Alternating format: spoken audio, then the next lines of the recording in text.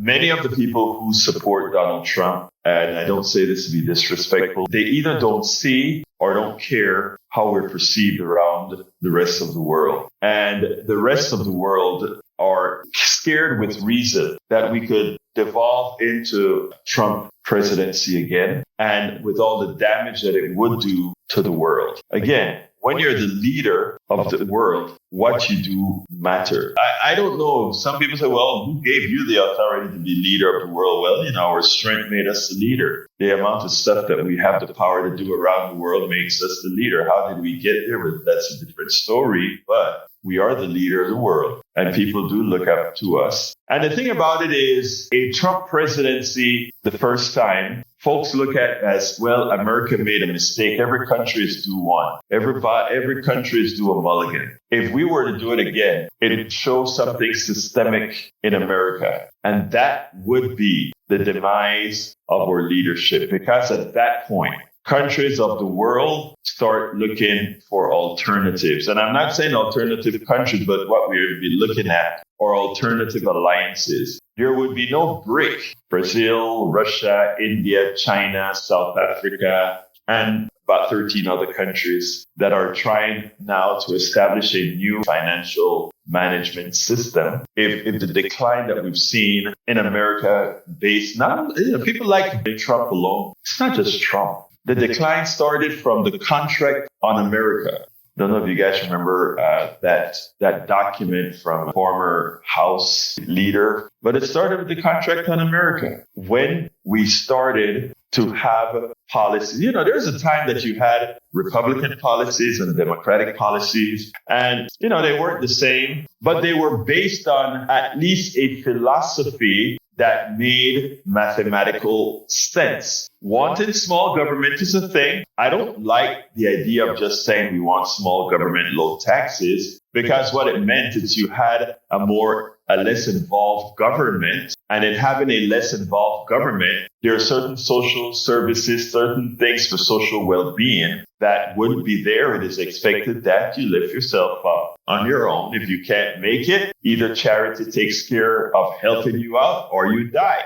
That's the theory behind small government, rugged individualism. Then there is, of course, what we have, which is right-sized government, a strong government, a government that can be strong, that must be stronger than the largest corporation, the largest conglomerate of corporations. And why is that? Because the government is the will of the people. The corporation is the will of the individuals that govern, that own that corporation. They have diametrically opposed interests. A corporation's interest within a capitalist society, corporations' sole responsibility. It's not to the employee. It's not to the country. It's not to the people. It is solely to the shareholders and the executives. And as the god of new capitalism has stated, Milton Friedman, they have no responsibility to employees. They have no responsibility to climate change. They have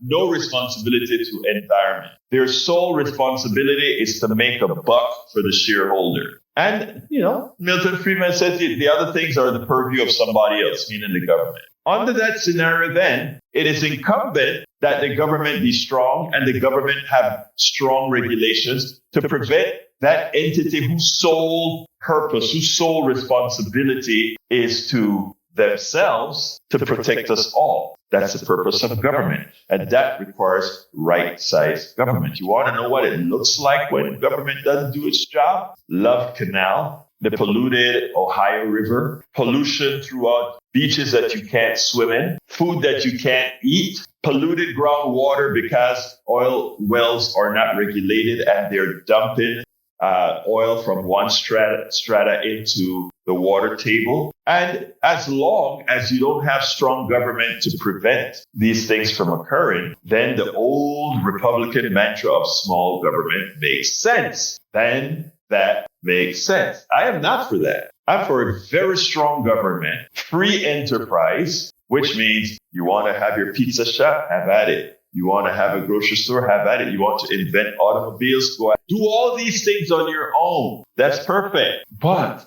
Do it so that it harms no one. And how do we ensure it harms no one? Regulations by we, the people. It's not hard to see this. The problem is that we've had a concerted effort over the decades with the advent of think tanks like the Heritage Foundation, the same people who came up with Project 2025, to fool you into believing that government, the right size government, is bad for you, and that somehow the private sector can do it better. And to accept that, you have to forget math. You have to forget the thinking process. Let's give a classic example in healthcare. They want you to believe that, first of all, by the way, insurance companies don't give healthcare. They want to make you believe that health insurance companies are a good thing, and that somehow having a whole lot of health insurance companies are a good thing for you. It gives you choices. No, that's not true at all. It gives you a choice to make what bad choice you have to make. As an example, whenever you have health insurance, each health insurance company has a board of directors, presidents, lawyers, database management software, advertising costs, a whole lot of costs in having a private health insurance company. And if you have one, that cost is only one time. But if you have hundreds of health insurance companies to choose from, well, all those costs of having a president, an executive committee, and having advertising to fight each other to see who's going to win over the customer costs money. And all that money that it costs to have those insurance companies go into the premium you pay for insurance. So that it costs more to have a lot of insurance companies as opposed to having one person that aggregates all of our money and then pays a bill. Because ultimately, that's all. Here's the thing. The only option that works, again, this isn't for having a pizza shop. We want a variety of pizza shops.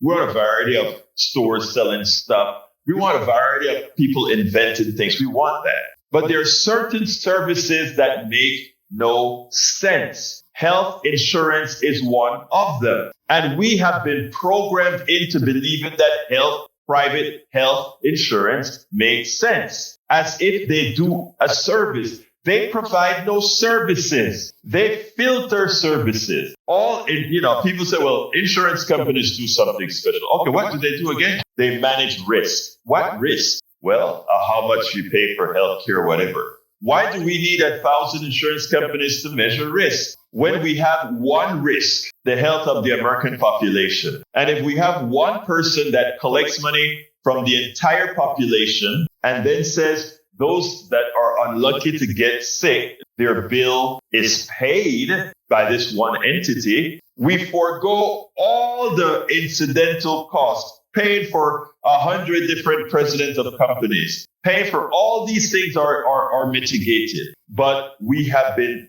taught to believe fallacies. We've been taught to forget math. We spend a lot of time deconstructing the news, trying to parse it into a form that everybody can understand. We try to find those little nitpicks where it flies above the fray, etc. If you really like these videos that we do, I want to ask a big favor. Please go ahead. Number one, subscribe to our channel. And number two, please join if you can. Thank you so kindly for watching. Keep watching. Please remember to share. We must populate the entire internet with our progressive message, a message that we know is what most Americans say that they want. So help us, please join.